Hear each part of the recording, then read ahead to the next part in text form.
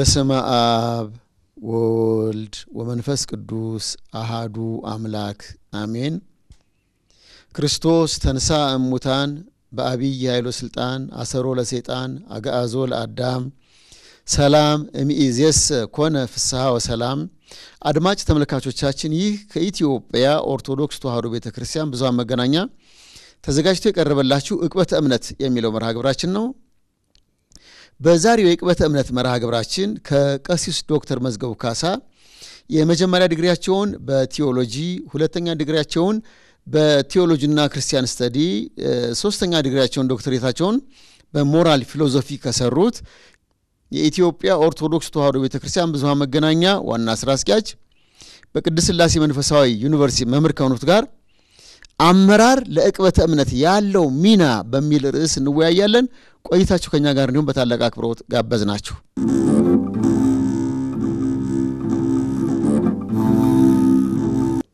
እንግዲህ ዕቅበተ እምነት የሚለው ቃል የያዘው ጽንሰ ሐሳብ ያላመኑትን ማሳመን፣ ያመኑትን ማጽናት፣ በሃይማኖት ላይ ለሚነሱ የዶግማም ሆነ የቀኖና ጥያቄዎች መልስ መስጠት ነው።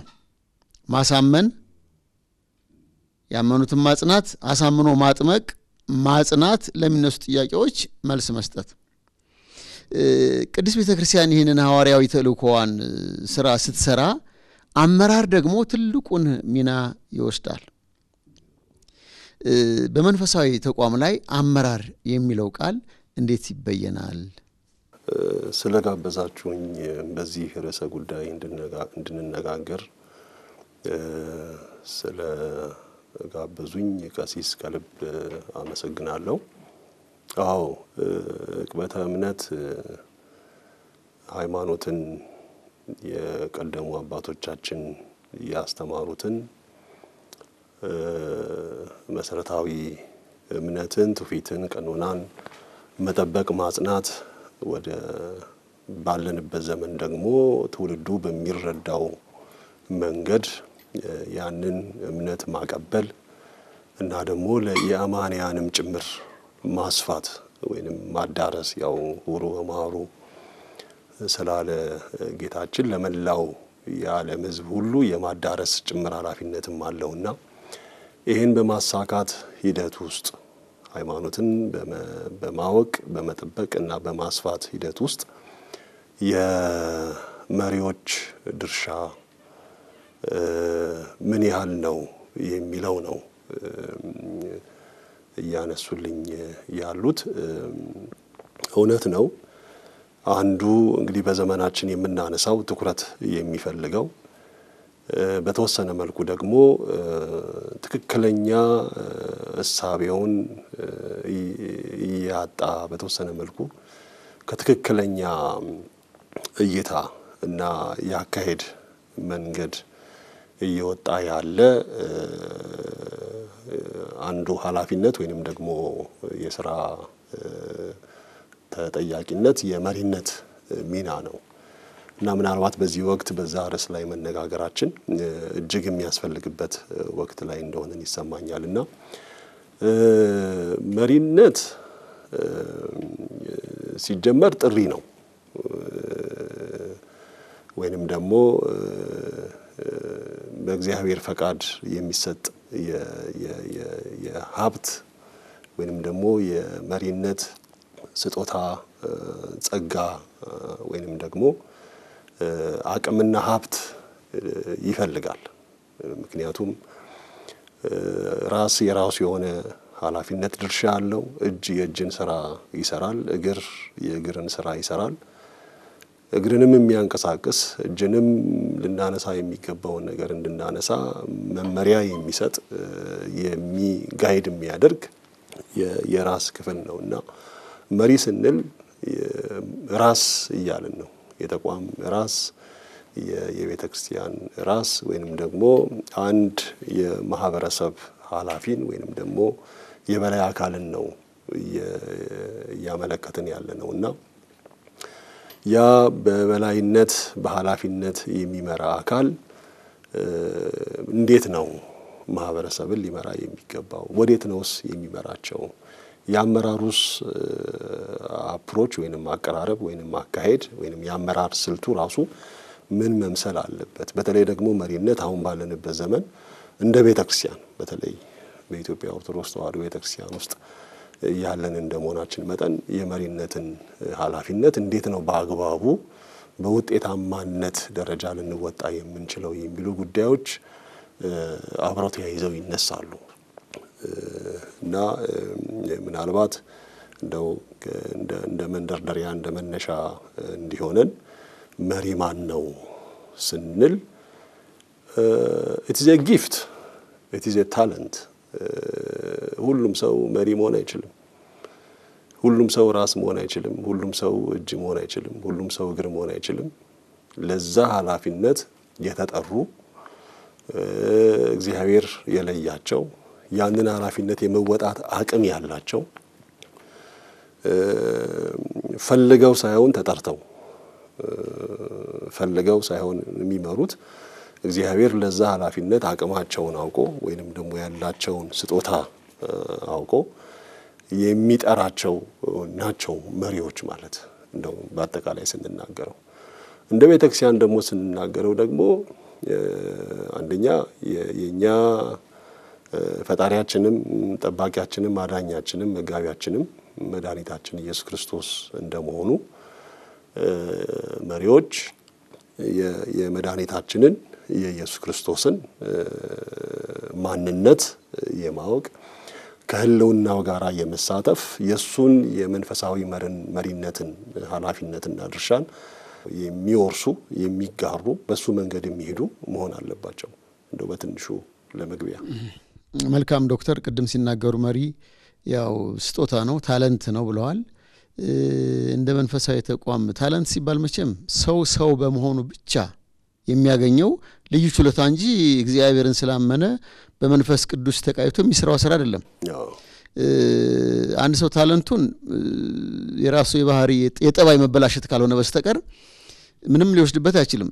የእግዚአብሔር መንፈስ ቅዱስ አመራር ግን ቅድስና መሰረቱ ነው። ያን ቅድስና ካጣ አይኑ ይጨልማል። ስለዚህ ለቅድስት ቤተክርስቲያን አመራር ከታለንት ይልቅ መንፈስ ቅዱስ የሚለው ነገር ታለንት ስንል ምንድነው? በተፈጥሮ የመሪነት አቅም ያለ ሆኖ መገኘት ይፈልጋል።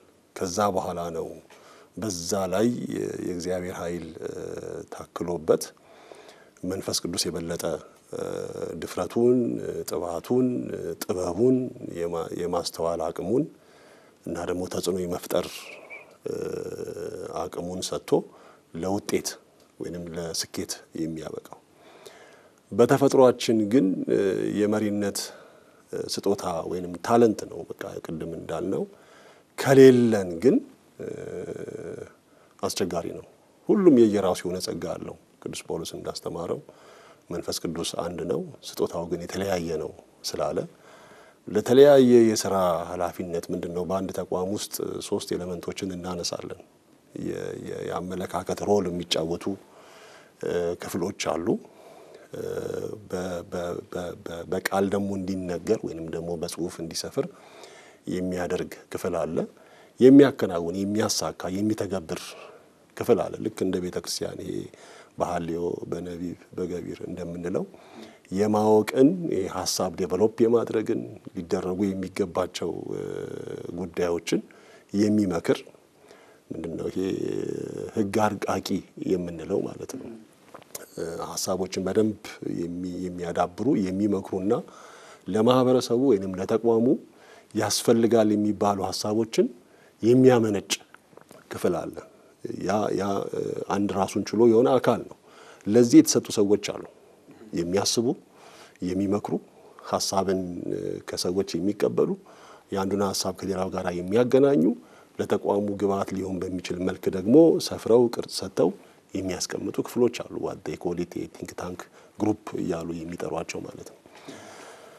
ሁለተኛው አካል ደግሞ ያ የታሰበው ሐሳብ መገለጽ አለበት፣ በአንደበት መነገር አለበት። ወይንም ይሄ ህግ ተርጓሚ የምንለው ክፍል ማለት ነው። ወይንም እነዛን ሐሳቦችን በጽሁፍ የሚያሰፍራቸው ለተግባራዊ አካሄድ በሚመች መልኩ የሚያስቀምጧቸው ደግሞ አካላት መኖር አለባቸው።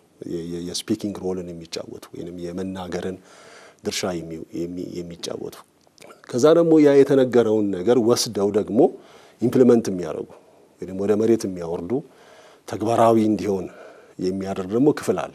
የነዚህ የሶስቱ ስምምነት ነው what we call it organizational integrity እንለዋለን፣ ተቋማዊ ውህደት እንለዋለን። ይሄ ከሰውነትም ጋር ጭምር ይያያዛል። አንድ ሰው ያስባል፣ ይናገራል፣ ይተገብራል እና የሚያስበውና የሚናገረውና የሚተገብረው የተስማማለት ሰው የተዋሃደ ማንነት ያለው ነው የምንለው። ፐርሰናል ኢንቴግሪቲ ያለው ነው የምንለው። ይሄ ወደ ቤተሰብ ሲሻገር፣ ይሄ ወደ ማህበረሰብ ሲሻገር፣ ይሄ ወደ ተቋም ሲሻገር፣ ይሄ ወደ ሀገር ሲሻገር የነዚህ የሶስቱ መሰረታዊ ነገሮች ውህደት ይዞ መገኘት ይፈልጋል። ስለዚህም ለሐሳብ ለማመንጨት ለዚህ ጸጋ የተሰጣቸው አካላት አሉ። ከእግዚአብሔር ጋር የሚመክሩ መጽሐፍት የሚያገናዝቡ ከሊቃውንት ጋር የሚነጋገሩና ለተቋሙ ይሆናል የሚሉ ሐሳቦችን የሚያመነጩ ክፍሎች አሉ። created for this purpose ማለት ነው። ለዚህ ዓላማ የተፈጠሩ እነዚህ ሰዎች ወደ መሬት አውርደን ተግባር አድርጋቸው ብንላቸው የማይሆንላቸው ሰዎች አሉ። አሁን አንዳንድ ቦታ ምንድነው ሃንድ የሆኑ ሰዎች አሉ፣ የእጅ ባለሙያ የሆኑ ሰዎች አሉ።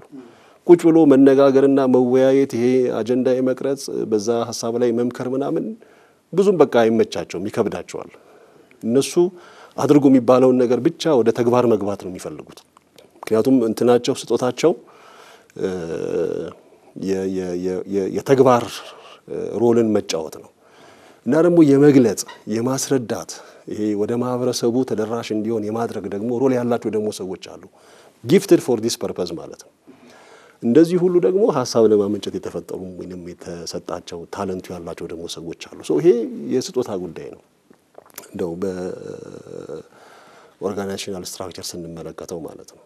ስለዚህ ያ የተሰጣቸውን ሀብት ይዘው ግን አዋቂ ስለሆኑ መናገር ስለቻሉ መስራት ስለቻሉ ግን በተለይ በቤተ ክርስቲያን የአገልግሎት ህይወት ውስጥ ውጤት ማምጣት ወይንም ማህበረሰብን መምራት ወይንም የቤተ ክርስቲያንን ዓላማ ማሳካት ግን አይቻልም። ምን ማለት ነው? እንደው በትንሹ ሩቅ ሳንሄድ አባቶቻችንን ደቀ መዛሙርቱን ጌታችን ካስተማራቸው በኋላ ከትንሳኤውም በኋላ እየደጋገመ አሁንም የትንሳኤ ወቅት ላይ ስለሆነ ያለነው ከትንሳኤውም በኋላ መነሳቱን ለአንዱም ለሁለቱም በአንድነትም ተሰብስበው ሳሉ እየተገለጸ ካስረዳቸው በኋላ ምን ማለት ነው? አሁን ይሄ ያውቃሉ ማለት ነው። ከመነሳቱም በፊት ወንጌል አስተምሯቸዋል። ከተነሳ በኋላ ደግሞ እሱ ራሱ መሆኑን ኑ መታችሁ ዳሱኝ ንኩኝ ወቁኝ እያለ ያስጨበጠ እንዲረዱ አድርጓቸዋል። ከዚህ በኋላ ግን ሊያውቁ የሚገባውን ካወቁ በኋላ ግን ወደ አገልግሎት አላካቸው። በኢየሩሳሌም ቆዩ ነው ያላቸው እና አላቸው ሀብቱ አላቸው። በተለያየ ዘርፍ ሊያገለግሉት ዝግጁ ናቸው። ሊያውቁ የሚገባውን ነገር አስተምሯቸዋል።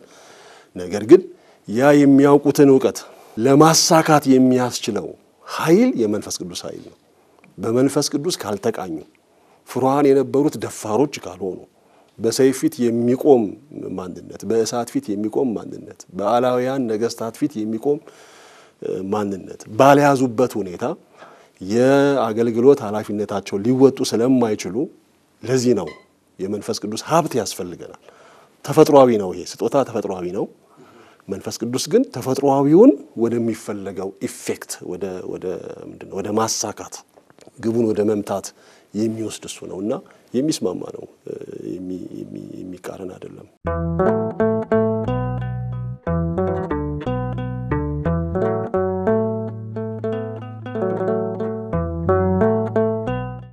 መልካም። አሁንም እዚሁ ላይ አንድ ማነሳው ጥያቄ ምንድነው? ያው አምላካችን መድኃኒታችን ኢየሱስ ክርስቶስ ደቀ መዛሙርቱን አስተማረ፣ በኋላም በመንፈስ ቅዱስ ኃይል አስታጠቃቸው፣ ትልቅ ስራ ሰሩ። አሁን ለመሪ የሚያስፈልገው ዕውቀት ነው ወይንስ የመንፈስ ቅዱስ ኃይል ብለውት ሁለቱም ያስፈልጋል ይሉኛል? ሶስት ናቸው። ምንድን ናቸው? እንግዲህ እንደ ኦርቶዶክስ አስተምሮ ምናልባት በዚህ ኦርቶዶክሲ የምንለው አለ። ኦርቶዶክሲ ማለት ትክክለኛውን እምነት ማወቅ ማለት ነው። አንድ የቤተ ክርስቲያን መሪ የኢትዮጵያ ኦርቶዶክስ ተዋሕዶ ቤተክርስቲያን የምታምነውን እምነት አባቶቻችን ባስቀመጡት ልክ ያልተዛነፈ በጥልቀትም በስፋትም በእውቀት አረዳድ ግዝፈትም ማለት ነው አባቶቻችን ባስቀመጡት ልክ የተረዳ ያመነ ትክክለኛ እምነት የምንለው ማለት ነው ኦርቶዶክሲ ማለት ትክክለኛ እምነት የቀና እምነት የምንለውን የያዘ መሆን አለበት ከስነ ፍጥረት እግዚአብሔር ዓለምን ካለ መኖር ወደ መኖር አመጣው ከሚለው ጀምሮ ሚስጥረ ሥላሴ ወይንም ነገረ ሥላሴ ነገረ እግዚአብሔር ነገረ ሰብን የሰው ልጅ አፈጣጠሩ ምንድነው በኋላም ነገረ ክርስቶስን አምላክ ሰው የመሆኑ ነገር ሚስጥረ ሥጋዌ ከሚስጥረ ሥጋዌ ጋራም ተያይዞ ደግሞ ነገረ ማርያምን የእመቤታችን የአምላክ ሰውን በማዳን ሂደት ውስጥ ያላትን ተሳትፎ ድርሻ ሚናን ጭምር የሚገልጽ ከዛም ጋር ያያይዞ ደግሞ ነገረ ድነት ዳንን ስንል ምን ማለታችን ነው እንደ ኦርቶዶክስ ዳንን አምላክ ሰው ሆኖ ዓለምን አዳነ ስንል የኢትዮጵያ ኦርቶዶክስ ተዋሕዶ ቤተክርስቲያን ያላት አረዳድ ምንድነው ትክክለኛውን እምነት መያዝ ምክንያቱም ብዙ ክርስትና እምነቶች ፕሮቴስታንቶችም አሉ ካቶሊኮችም አሉ ሌሎች በጣም እጅግ በብዙ ሺህ የሚቆጠሩ ዲኖሚኔሽኖች ተፈጥረዋል ሁሉም ድነናል ነው የሚሉት ግን ወደ ኦርቶዶክስ ስንመለስ ወደ ኦርቶዶክስ ስንመጣ ግን ድነት ስንል ምን ማለታችን ነው ነገረ ቤተክርስቲያንን ነገረ መጻአትን ወይንም ደግሞ የዚህ ዓለም ህልፈትን ጉዳይ በተመለከተ እነዚህን ሁሉ የእምነት ኤሌመንቶችን አንድ መሪ እንደ ኦርቶዶክስ መሪ በጥልቀት በስፋት ማወቅ አለበት ሁለተኛው ኦርቶፕራክሲ የምንለው ነው ኦርቶፕራክሲ ምንድነው የእምነት ሰዎች በተግባር የሚገልጿቸው ከአምልኮ ጋራ ከጸሎት ጋራ ከገዳማዊ ህይወት ጋራ በተግባር የሚገለጹ ነገሮችን ሁሉ አያይዞ የሚተገብር መሆን አለበት ሶስተኛው እንደው ባጭሩ ለመግለጽ ነው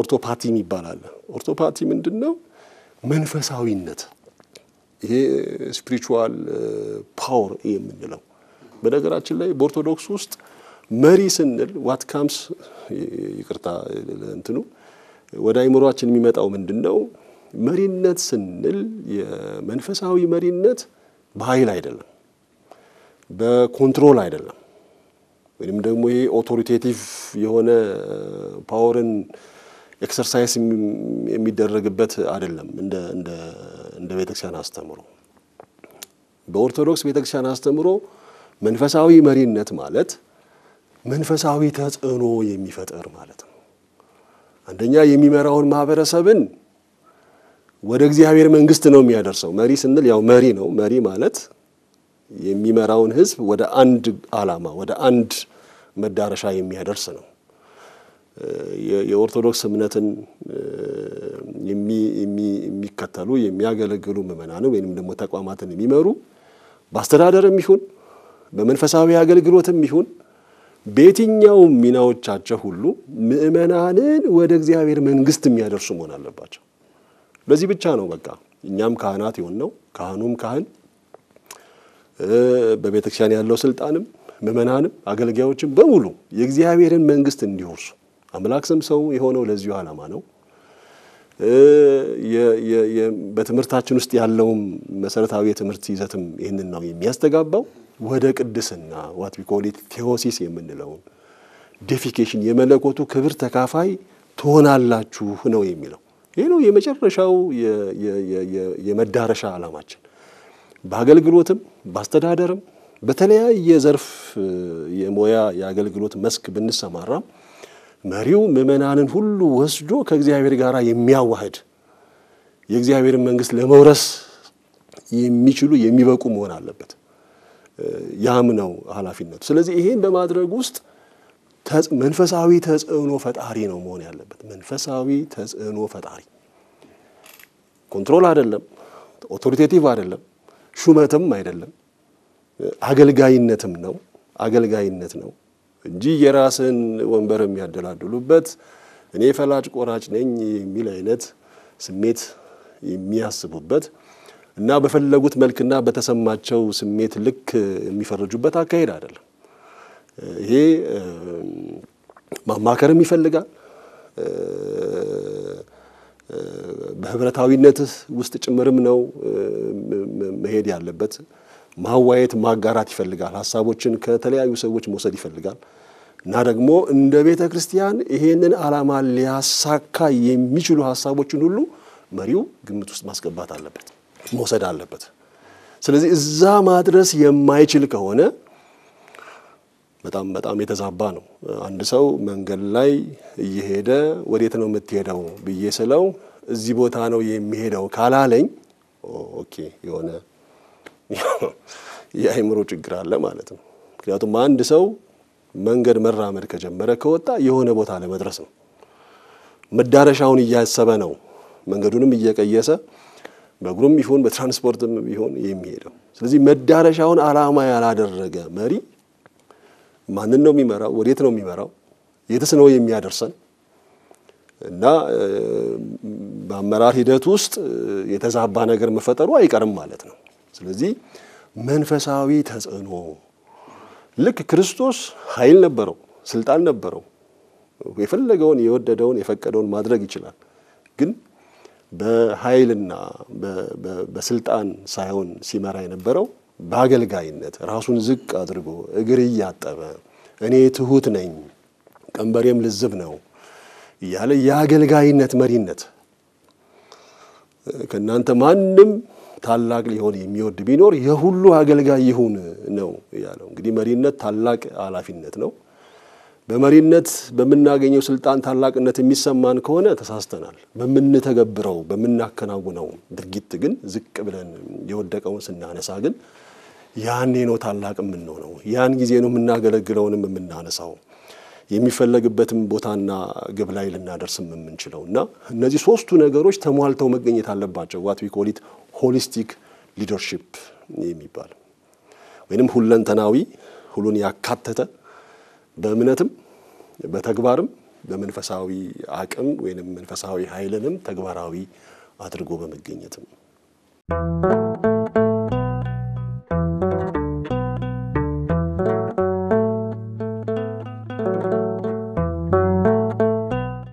የመልካም ዶክተር ያው እምነቱ የግድ መሰረታዊ ነገር ነው።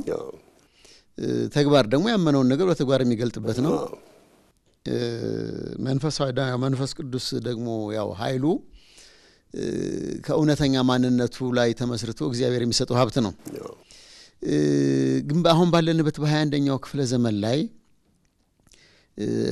አመራር ብዙ አይነት የራሱን ስልቶች እየዘረጋ ተመሪዎችን ወደሚፈለገው ዓላማ ለማድረስ የሚጠይቃቸው ጥያቄዎች አሉ። ብዙ አይነት አመራር ስልቶች አሉ። እርሶ መሰረታዊ ነገር ነው።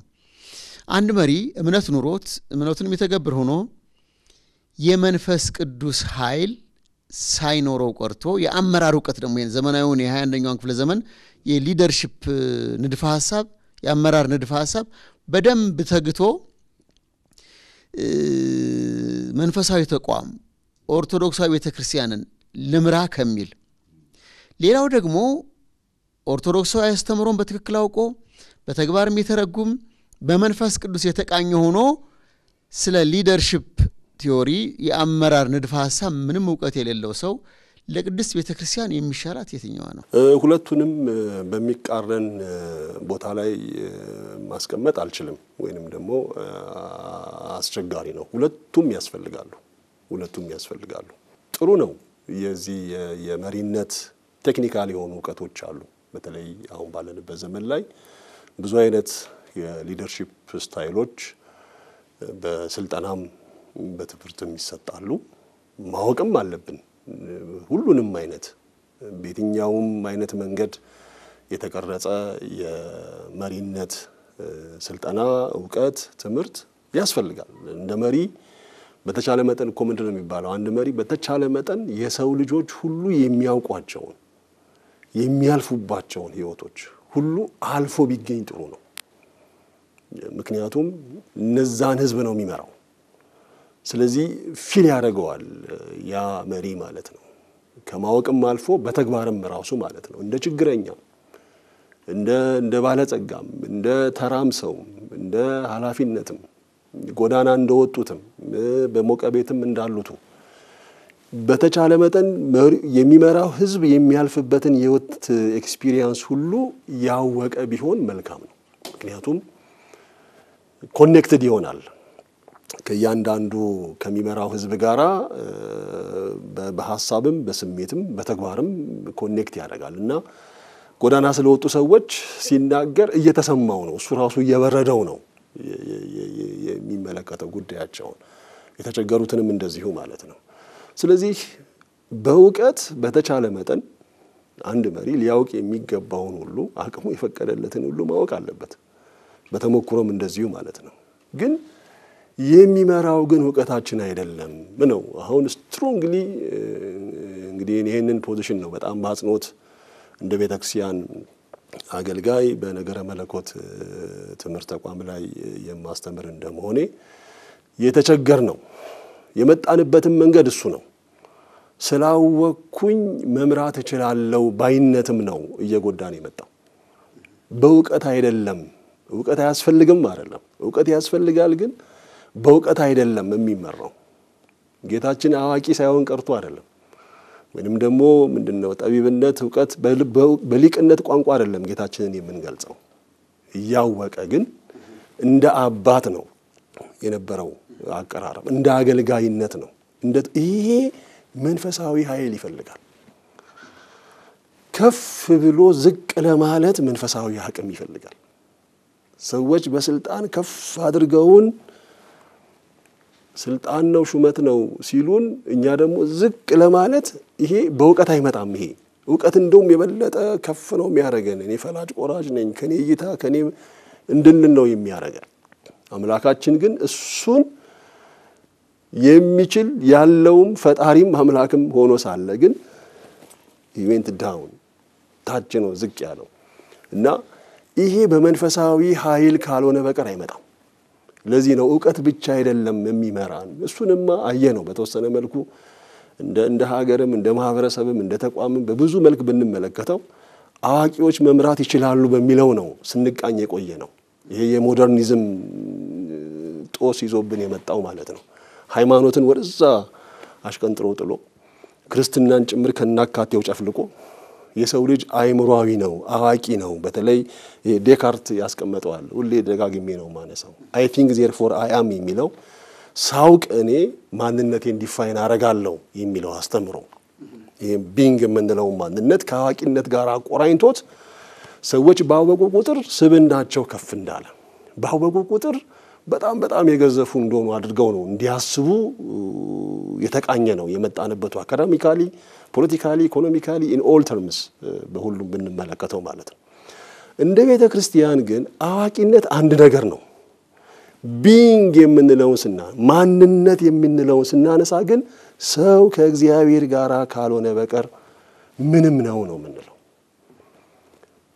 ካለ መኖር ወደ መኖር የተፈጠረን ወደ ህልውና ያመጣን አምላካችን ነው። ከሱ ጋር ያቺ ህይወት ስትንፋስ እፍ ያላትን እሷን ጠብቀን ስንገኝ ህይወት አለን፣ በክብር አለን፣ በእግዚአብሔር ልዕልና አለን። ከእግዚአብሔር በተለየን ቅጽበት ግን ልዕልናችን ይወርዳል። አዋቂነታችን ለስጋና ለምድራዊ ጥቅም ይሆናል፣ ለቁሳዊነት ይሆናል። መሪ ብንሆንም ለኛ ፍላጎትና ጥቅም ነው የምናውለው እንጂ ተቋምን ማህበረሰብን ሀገርን በሚጠቅም መልክ ላንመራ እንችላለን።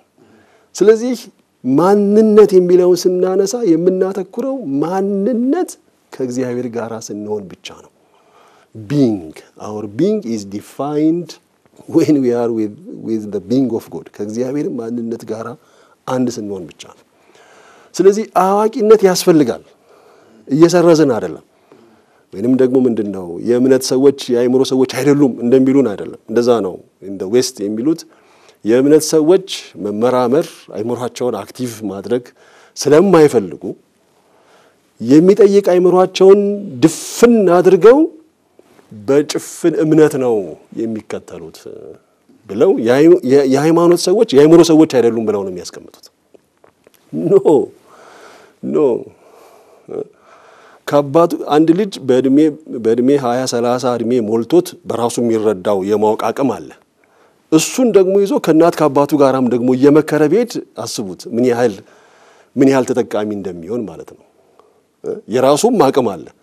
እናትና አባቱ ደግሞ በትምህርት በተሞክሮ በህይወት ያካበቱት ደግሞ ልምድ አለ የራሱንም አዋቂነት ይዞ የእናት አባቱንም ተሞክሮ ይዞ ቢሄድ ይሄ ልጅ በጣም ኢፌክቲቭ ነው የሚሆነው እኛ እንደዛ ነው ይያለን ያለነው በተፈጥሮ የማወቅ አቅማችንን እንጠቀማለን እናነባለን እንመረምራለን እንሞግታለን በምክንያት እንረዳለን ይሄንን ይዘን ግን ደግሞ እግዚአብሔር የሚገልጥልንን ደግሞ እንመለከታለን ምክንያቱም እኛ በተረዳነው ልክ ላይሆን ይችላል ይሄ ነው እኮ እምነት ማለት እግዚአብሔር በሚገልጥበት በኩል ደግሞ እውነትን መረዳት እኮ ማለት ነው አይምሮ እስከሚሄድበት ድረስ ይሄድና ሲገደብ ይቆማል እምነት ግን የአይምሮ ገደብን አልፎ ከእግዚአብሔር ጋር ተገናኝቶ በማናቀው ሳይድ በኩል the other way side በኩል እግዚአብሔር በሚገልጥልን ብርሃን በኩል የምንረዳበት ነው ይሄ ምሉዕነት ነው ውስንነት አይደለም ጥበት አይደለም ስፋት ነው እግዚአብሔራዊ በሆነ የእይታ መጠን ነገሮችን ለማየት የሚቻልበት አቅም ነው ይሄ ትልቅ ማንነት ነው ስለዚህ ለናጣን አይምሮአችን ሊረዳ እስከሚችለው ድረስ ልንረዳ ይገባል ግን ባዋቂነት ማህበረሰብን አንመራም ባዋቂነት ብቻ ቤተክርስቲያንን አንመራም ባዋቂነት ብቻ ምእመናንን ወደ እግዚአብሔር መንግስት አናደርስም የእግዚአብሔር ኃይል የመንፈስ ቅዱስ ኃይል ግድ ያስፈልጋል እነዚህ ሁለቱ እርስ በርሳቸው የሚቃረኑ አይደሉም የሚስማሙ ናቸው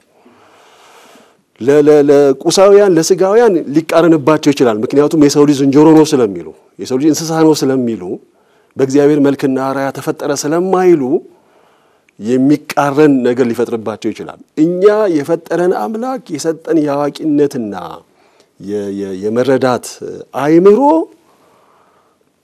እርሱን በሚመስል መልክና ማንነት የፈጠረን ስለሆነ ከሚሰጠን የመንፈስ ቅዱስ ሀብት ጋር የሚስማማ ነው ለኛ የሚረብሽ አይደለም መልካም ያው እንግዲህ ስለዚህ ዕውቀት አስፈላጊ ቢሆንም በመንፈስ ቅዱስ መቃኘቱ ግድ ነው ራሱ ሐዋርያው ቅዱስ ጴጥሮስ ክርስቶስ ከስቅለት በፊት ስለሚሆነው ነገር ሲነግረው አልቀበልም አለ በስጋት ምክንያት አውቄ ያለው በትክክል ነው በቀያፋ ግቢ የቀያፋ ሰራተኛ ስትይዘው ካደ በኋላ ላይ ግን መንፈስ ቅዱስን ከተቀበሉ በኋላ በቀያፋ ፊት ቀርቦ ምንድነው ያለው እሱን ከመስበክ ወደ ኋላ እንልም ነው ያለው